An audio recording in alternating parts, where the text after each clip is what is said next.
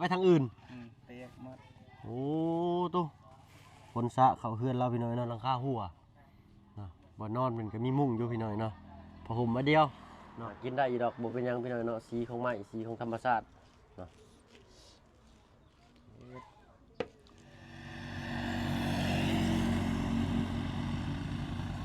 เนาะพี่น้อยเนาะ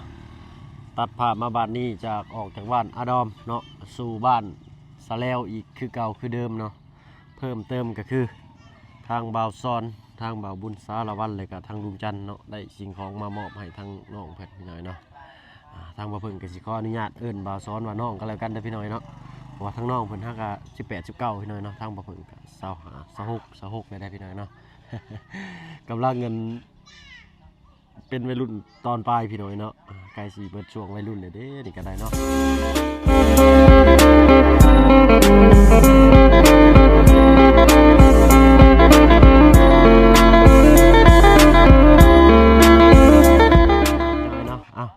กับทักทายสบายดีพ่อแม่พี่น้องหมู่เพื่อนกันเบิดสุภูสุคนเนาะแล้วก็ยินดีต้อนรับเข้าสู่ช่องบ่าวเพิ่งเคยล่ะอีกคือเก่าพี่น้อยเนาะมามื้อนี้ก็เอามาเยี่ยมมายามทางบ่าวซ้อนเพิ่นพี่น้อยเนาะทางบ่าวบุญสารวัตรแล้วก็ทางลุงจันทร์มามอบข้าวของให้เพิ่นเนาะทางลุงจันทร์ก็มอบไปแล้วเมื่อกี้นี้เนาะเป็นหม้อนึ่งกับพวดข้าวแล้วก็มวยพี่น้อยเนาะแล้วก็กระเป๋าอันนึงเนาะแล้วก็เงินอีกส่วนหนึ่งพี่น้อยเนาะทางแม่แอนนาก็ขอขอบใจทางแม่แอนนาเพิ่นหลายๆพี่น้อยเนาะแล้วก็เพิ่นก็ยังมีน้ำจิตน้ำใจมอบสินน้ำใจให้ทางบ่าว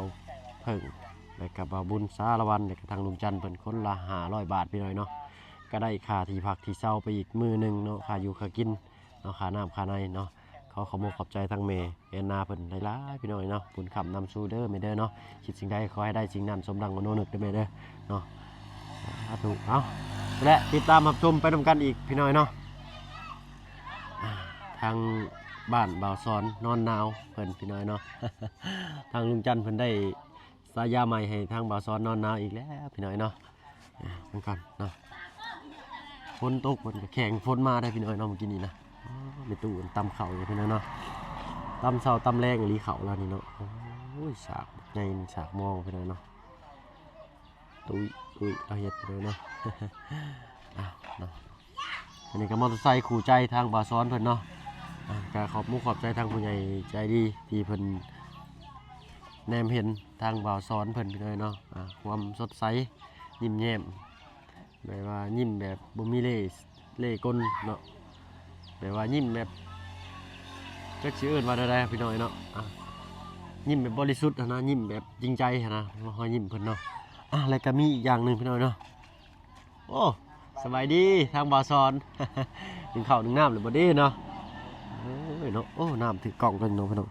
แบบนึงพี่น้อยนะพี่น้อยเนาะขออนุญาตขึ้นไปได้บ่าวซอนเด้อปึ๊บโอ้ดูเกือบเรานี่ก็สมบุกสมบันเลยพี่น้อยฮะโอ้ยขอโทษขออภัยพี่น้อยเนาะราคาไปทางอื่นเปียกหมดโอ้ตู้คนสะเขาเฮือนเราพี่น้อยเนาะหลังคาหัวบ่นอนมันก็มีมุ้งอยู่พี่น้อยเนาะผ้าห่มมาเดียวเนาะก็อีกอย่างหนึ่งก็แล้วกันพี่น้อยเนาะทาง FC เพิ่นว่าคือเห็นต้นกัญชาเพิ่นว่าบ่แม่นพี่น้อยเนาะต้นมันเนาะทางบ่าวซอนเพิ่นมาพิงไว้นี่เพิ่นเห็นมันใหญ่ดีเพิ่นลำงามนะเพิ่นก็มาซ่อนไว้แล้วก็มันบ่ได้ตายเด้พี่น้อยเนาะมันก็ติดอยู่อะไรเพิ่นก็ไปตัดก้านแล้วก็เอาเข้าไปไปเสียบใหม่เนาะบ่าวซอนหนึ่งข้าวหนึ่งน้ำเลยพ่อลังสินึงอยู่มาได้ใช้กินเปียกมามาแต่ให้เสือใหม่เสืองามเนาะโอ้เนาะส่งใหม่บ่นี่หรือส่งเจ้านี่เนาะเบิ่งมือดูค่ะกูคนสู่ชีวิตพี่น้อยเนาะโอ้ยางกล้วยบ่ต่างเงี้ยก็มือมาพึ่งพี่น้อยยะคือกันมือลึกใหญ่นี่พี่น้อยเนาะใช่กันอยู่ค่ะโอ้จับไม้จับเสียมลายกับด้านนะพี่น้องเนาะอันนี้ก็ด้านในกันอยู่เนาะเอาอันกดมันหันบ่นี่เด้นี่แนวกดมันน้องเพิ่นก็อยู่นี่พี่น้องเนาะใช่เลยนี่แหละมีช้อนในเฮือนนี่เนาะอันนี้เป็นทางตู้พ่อเพิ่นนอนเนาะ บ่าวเพิ่งก็ยังติดใจแต่คนเม่นพันนี้แหละพี่น้อยเนาะนะเคยเห็นแต่ในสารคดีพี่น้อยเนาะบ่าวเพิ่งก็ได้บ่เห็นตัวจริงจักเทื่อได้มันจมน้ำอยู่บ่เนาะจมอยู่บ่ จมบ่ได้จมนั่นแหละ โอ้ไปเห็ดปลอมเบ็ดนี่เนาะพี่น้อย ชิดไปหาชิดเบ็ดเลยพี่น้อยเนาะหาบ่าวเพิ่งก็ได้ถ้วยบ่วงช่วงซ้ำจะได้เนาะโอ้ดีแล้วดังไฟหนึ่งเข่าเลยเนาะมอหนึ่งไหม้บ่ครับเบิ่งอยู่ว่าสอนอึ๊บโดยว่าจังได๋ไปบ่บุญอ้าวบ่ได้เอิ้นข่อยบ่เนาะมาสบายดีเด้อเนาะเด้อเอาขึ้นมาก่อนไปไก่ได้นะมันดอกแล้วพลาดตูดพลาดตีดลงนี่เนาะ หัวบ่นี่ ฝนเราหัวเด้ เฮือนหัวหน่อยฝนหัว โดยเฮือนหัวโดย เฮือนหัวใส่นี่ลาวไป เฮือนหัว ฝนหัว เนาะ จอดระบาด และเราเอาข่อยพี่เลยเนาะแน่ เห็นอยู่เหมือนเรามาทับแล้ว นี่คอยว่าต้องมีหลายเถื่อหลายที่เลยๆเดี๋ยวจนบุ้ม พอเล่ากับเที่ยวเราเมาเราแล้วเราอยู่ดูความเคยชินเนาะ เนอะคือสิบ่พลาดหลายเติบพี่น้อยเนาะก็คือสิโดนหลายเติบเลยฝนตกมาก็เป็นวัดเป็นไอแน่พี่น้อยเนาะขอโทษขออภัยน้ำลายๆเนาะบึงทางบาซ้อนอันหนึ่งเข้าเป่าไฟก่อนเนาะโอ้ยชายสูง หลอดฟืนหลอดไฟว่าใส่อยู่เฮือนครัวเจ้านี่ บ่มี บ่มี บ่มี มันบ่ได้หัวบ่ได้ยังมาแล้วเนาะ พัวอันนี้ หันหัวอยู่ถ้วยบ่วงช่วงชามแล้วก็เห็นหน่อยหนึ่งพี่น้อยเนาะขออนุญาตติดมาระเบิดจะได้บาซ้อน โดย จะได้นะ ปึ๊บจะติ้งแห้งเดิมแตกจะได้ โอ้เฮ็ดเปิดซิงหวดใหม่ได้บ่ โดย ล่างคักแน่แล้วบ่น้อง ล้างแล้ว ล่างแล้วเนาะ โดย โอ้เย็นนี่มันน้ำเต่าแล้วนี่เนาะ หนึ่งอันอุ่นเขาเย็นนะบ่เนี่ยนะ คุณเขาเย็น โดยล่ะลูก โดย ลืมไปหน่อยเนาะ เพิ่นลืมเพราะว่าทางบ้านเพิ่นสิเว้ากันแนวนี้พี่น้อยเนาะเฮาก็บ่ได้ถือบริษัทพี่น้องเนาะแต่ก็คอยเว้าคอยสอนเนาะ ทางบ่าวจันเพิ่นมามอบให้เนาะ โดย พร้อมกระเป๋า1ใบ โดย เอาไว้ใส่กาแฟ มักอยู่บ่กระเป๋า จุ่มให้ มาร์ก เนาะตะกี้มีบ่ตะกี้บ่มี บ่มีเพิ่งออกมาใหม่ ใส่โทรศัพท์ก็บ่มีโทรศัพท์ใส่ บ่มี สิได้ใส่แต่ไฟแช็กคือทางลุงจันทร์ว่าและน้องบ่บุญ เกิด พอได้ ได้ จุดให้ นี่ยังบ่เคยได้เลยบ่โทรศัพท์นี่หรือว่าเคยมีแล้ว มีโทรศัพท์เอื้อยแต่กี้หั่นโทรศัพท์เอื้อยเอาให้เฮาใช้แต่น้อย จนเฮาใหญ่ซำนี้เทแล้ว นี่แล้วเนาะ จักปีแล้วมี10 ปีแล้วใช้อันเดียวหั่น โทรศัพท์โทรซื่อๆนี่บ่ ตั้งโต๊ะหั่น ตั้งโต๊ะโอ้โทรศัพท์ตั้งโต๊ะตะกี้เครื่องก็ได้ก็500บ่ ประมาณนั้น 500 บาทตะกี้ก็แพงอยู่ได้อพี่น้อยเนาะ โดย 500 บาท บ่ ก็ ได้โทรเนาะโทรศัพท์โทรก็บ่มีโทรศัพท์เล่น Facebook หาผู้สาวก็บ่มีบาดนี่เนาะ โดย อย่างหน่อยมีโทรศัพท์ก็เลยถ่ายโชว์กับกล้ามใหญ่ให้ผู้สาวเบิ่งยังว่าใครแน่เนาะผู้สาวบ่ได้เห็นแน่เนาะ สาวมักกล้ามใหญ่จังเนาะแต่แซ่ๆจักนี่ อืม เราอัน ฟิลเตอร์เข้าไปในห้อย แต่โคบ นี่แล้วก็บ่แม่นแล้วก็บ่ได้อยู่ในโลกโซเชียลเลย โดยเนาะ คำมากอะเวลาคำมากกินข้าวกินน้ำแล้วน้องไปใส่แต่ละมื้อน อนบางเทื่อก็เมื่อยแห้งก็นอน อืม บ่ได้เมื่อยก็ไปเล่นน้ำมูอันนี้คือมื้อนี้เมื่อแต่หายแล้วก็นอนซื่อ ข้าวแล้วก็นอน ๆเจ็บหมดนี่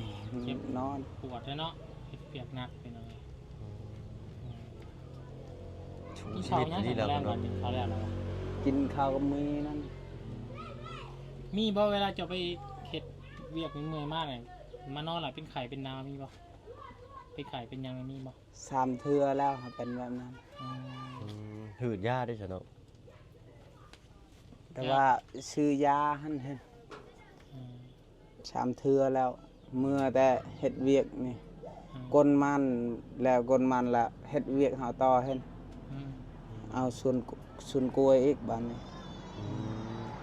ขุดอีหยังรับจ้างเขาเห็น โดย คุมละ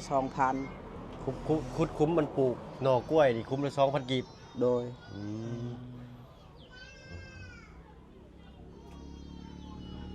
2 เทื่อ 3 เทื่อแล้วเป็นแบบนั้นพอว่าโอ้ยเป็นหยังจะเฮ็ดเวียกคือนักแท้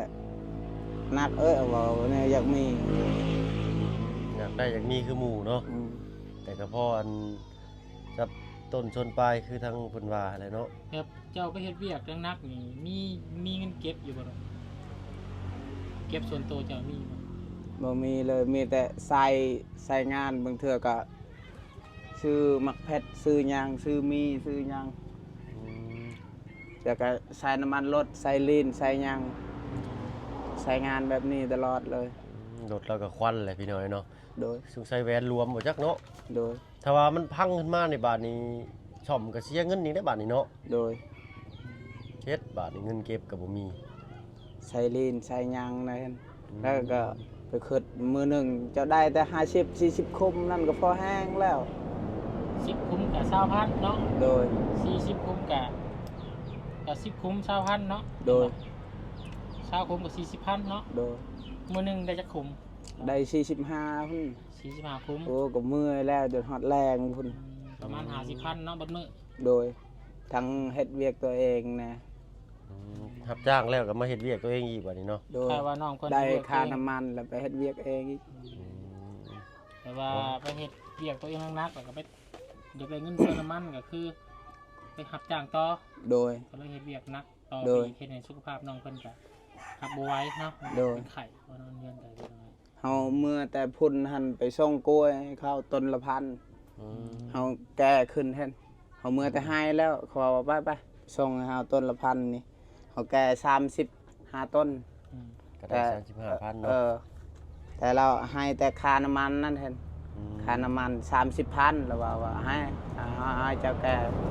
กอยู่ชวนลาวพุ่นแกมาแต่เฮือนหานบอนนี่เด้ อืมห้านแป้งรถนี่เนาะ เห็นกกกล้วยนั่น เห็นอยู่บ่เบิ่งย่างไปอันซื้อน้ำซื้อในอยู่พี่น้อยเนาะต้นกล้วยเพิ่นก็เป็นหน่อกล้วยแหละหน่อกล้วยขึ้นใหม่เพิ่นเอาไปปลูกพี่น้อยเนาะ คือน้องเฮ็ดเวียกหนักๆมีความตั้งใจอยากเก็บเงินนี่คือว่าได้เก็บเงินได้น้องมีความฝันว่าจะได้หยัง อยากได้รถ อยากได้รถจักรเนาะ อยากได้เมียอยากได้โทรศัพท์3 อันซื่อ อยากได้เมียอยากได้โทรศัพท์อยากได้รถจักร3อันซื่อๆพี่น้อยเนาะ หนึ่งก็คือรถจักรพาหนะพาไปเล่นไปหยังไปหาผู้สาวเนาะ ๆโดย ผู้สาว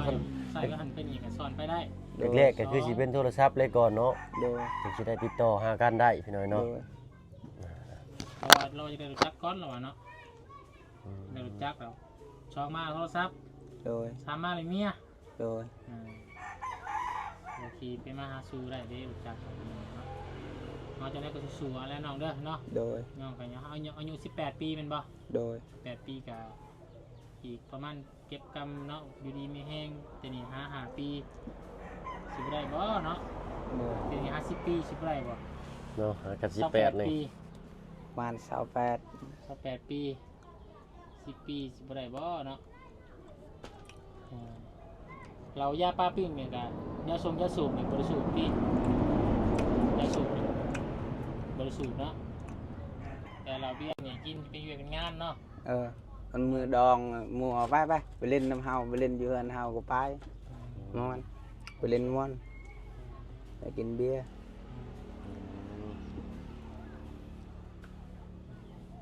นั่นคือความฝันน้องเพิ่นก็ได้ความฝันอยากได้รถจักรสองมันจะโทรศัพท์สามารถเมียจากสร้างครอบครัวแล้วเนาะเห็นมาก็ได้เมียมาอยู่เรือนเลี้ยงพ่อเนาะ โดย มาซอยกันไปให้ไปสวนอยู่เรียนนี่ก็เงาแล้วเป็นน้องเนาะแล้วก็หมู่เพื่อนแต่หนูเจ้าแต่ละคนนี่มีลูกมีเมียเบิดแล้วบ่หรือว่ายังอยู่ ยัง อืม ผู้ก็เอาแล้ว อืม จุบันนั่นเห็นโมเฮาแท้ๆเจืองมันผู้น้อยๆซำนี้มันไม่เอาก่อนแล้วเอาเมียแล้วเดี๋ยวนี้ผู้วัยรุ่นว่าสนิทกันหันเอาเมียแล้วจักสิไปเล่นน้ำไผ คือ เขา ที่สนิทสนม เอ กัน อ แน่น่ะเอาเมียแล้ว เขามีรถเห็นเดี๋ยวนี้เขาไม่ได้ไปเล่นเขาเอาเมียแล้วฉะนั้นเขาบ่ได้เอาเมียก็บ่มีรถไปเล่น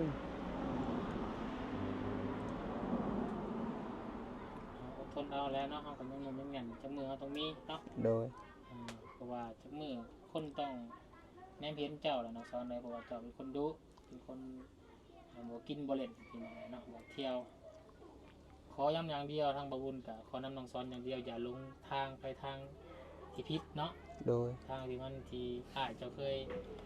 ประสบการณ์ให้เห็นนั่นแหละ โดย ขอ ประสบ นำตัว การณ์ เดียว ไก่โตหนึ่งเนาะ ขอนำตัวเดียวพอบ่ไปลงไปทางเสีบของมึนเมาเนาะตัวนั้นโอ้จบแล้วอนาคตบ่มีแล้ว จบ เดี๋ยวนี้ก็บ่ได้ใกล้เนาะเนาะ ฟันเจอแต่เมียอยู่ในโทรศัพท์นี่ไปเข้าแต่ เอ้ย จบ เอ้ยเฮาก็มาบอกคือกัน อืม รอดล้นมานี่มันบ่มาแล้วเดี๋ยวนี้มันมีงานมันว่าอย่าเฮ็ดเด้อแบบอายเด้อ อืม คันสมมุติว่าคันพัวข่อยปะข่อยสิไปอยู่น้ำไผ อืม มันว่าอย่าเฮ็ดเด้อคืออายเด้อเจ้าก็เห็นแล้วอายนั่น เจ้านี่มีเอ้ยคนหนึงกันบ่ โดย แต่คนเดียวกลัวว่าเนี่ยกล่องเขาตัวเนาะ อยู่บ้านพลองนี่ วันพลอง อ๋อเอื้อยไปพัวอยู่บ้านพะลองนี่เนาะ โดย เรื่อยเพิ่นก็กำชับไว้พี่น้อยเนาะว่าให้อยู่กับพ่อเนาะของมึนเมาบ่ให้ไปยุ่งไปเกี่ยวพี่น้อยเนาะอย่างสารเสพติดจังซี่นึงเนาะก็พ่ออันเอื้อยก็พัวปะมาเพิ่นว่านะพี่น้องเอื้อยสิไปอยู่น้ำไผน้องเพิ่นว่าเนาะเอื้อยเพิ่นก็ฝากความหวังไว้แต่น้ำน้องผู้เดียวนี่แหละพี่น้อยเนาะคือว่าแหละคนเฮาเนาะอนาคตแนมบ่เห็นเนาะจักเพิ่นสิปะสิทิ่มมามือใดก็บ่ฮู้เนาะพี่น้อยครับ เขาเรียนกินเนาะ อืม ต้มมีเนาะมาแรกเลย โดยต้มมีละ ต้มมีจำเข่าเนาะ โดย ชุกแล้วบ่ฮะ แล้วอุ่นเขาเย็นซื้อ อืมโอ้เนาะมาแต่ละเทื่อบ่เห็นทั้งอันพอบ่ซ้อนเนาะ มันไปให้ยังมาป่ะ โดยเขามาประมาณ4โมง5โมงเพิ่นละ6โมงเพิ่นสิค่ำฮอดเฮือนเฮาไปแต่5โมงเฮาเมื่อ3โมงแล้วเขาบอกว่าไปส่งนะเดี๋ยวค่อยใส่น้ำมันนะส่งกล้วยให้เขาอยู่พุ่นอีก อืม ส่งใส่รถจักรเขานี่ จักแล้วดิก็ถือว่าสมบุกสมบันแห่งลิพี่น้อยเนาะแต่บ่เพิ่งเบิ่งสภาพก็คือจะค่อนๆแหละพี่น้อยเนาะ คือว่าอะไรรถใส่งาน ไปชวนไปให้นี่เติมจะพันไปกับได้10,000พอฮอดบ่ 10,000คละเจ้าไปก็บ่ฮอดซ้ อืม ต้องประมาณ50เนาะ ำ30กับ40เท่านั้น อืม ใส่50แล้ว2เทื่อไป ไปใส่อยู่ปั๊มบ่หรือว่าใส่อย่างนี้ ใส่อยู่ปั๊มอยู่นี่สิก็บ่ฮอดซ้ำใส่ชาวพันธุ์ก็บ่ฮอดเมื่อซ้ำแต่ไปฮอดชาวพันธุ์อยู่นี่ เออเด้อชาวพันธุ์น้อยเดียวนี่พี่น้อยกูมื้อเนี่ยตะกี้นั่นใส่ชาวพันธุ์นี่โอ้ยเจ้าสิเต็มทางตะกี้เดี๋ยวนี้โอ้คือว่าเงินเท่ากับอ่อนลงแห้งกันเลยพี่น้อยเนาะ น้องคนซ้ายเขาซอยเขาก่อนพี่น้องเนาะ เออ มามันนี่ก็ทั้งบุญกับแนะนำสะพานบุญเนาะ เออ มันนี่ก็มีรางวัลเนาะมาให้มอบทางสอนเด้อ ทางว่าบุญ รางวัล มีรางวัล คน อีก ขยัน เนาะ เนาะคนดูคนมันที่เจ้าเคยเฮ็ดมาแหละเพิ่นก็ได้มองเห็นแน่เป็นเจ้า โดย เนาะเพิ่นก็ซอยเรือมาพี่น้องเนาะทางเอื้อยใจดี โดย ที่เพิ่นเคยให้เจ้าตะกี้นี่แหละตอนนั้นน่ะ โดย ตอนที่นำเอื้อยมาเจ้ามาแต่บ้านสะแลนหั่นเด้ตอนนั้นลงเมืองมอบเจ้า300,000เนาะ โดย เพิ่นก็ฝากมาอีกมื้อนี้ โดย 300,000กีบคือกัน โดย แต่จริงเพิ่นให้มาบุญน่ะเพิ่นฝากมา500ให้บุญ200ให้เจ้า โดย 300 บาท โดย แต่ว่าบุญก็สิแบ่งให้เจ้าเลยเพิ่นเลย โด เด้อย บุญบ่เอาเนาะเอาก็สิซอยเจ้าไปเลย โดย ทำแต่ใส่เขาใส่หยังก่อนเนาะเดี๋ยวจัง โดย บอกเงินบอกคำให้น้อง เอ ก่อน อเนาะ โอ้ยกะเรียนซ่าแล้วกะ เนาะทางว่าเพิ่นก็สิขอตัวลำลาก่อนแหละพี่น้อยเนาะเบิ่งมาซ้อนช่วยเขาจักเล็กน้อยฮึบชีวิตวัยรุ่นพี่น้อยเนาะ ว่า บ้า ชุ คือดำจะบ่ซ้อนโอ้ ถึงหยัง สีไม้เนาะ ปวดเองแบบไหน ปวดเพิ่นค้างลนไฟไว้หั้นนะพี่น้อยเนาะกินได้อีดอกบ่เป็นหยังพี่น้อยเนาะสีของไม้สีของธรรมชาติเนาะ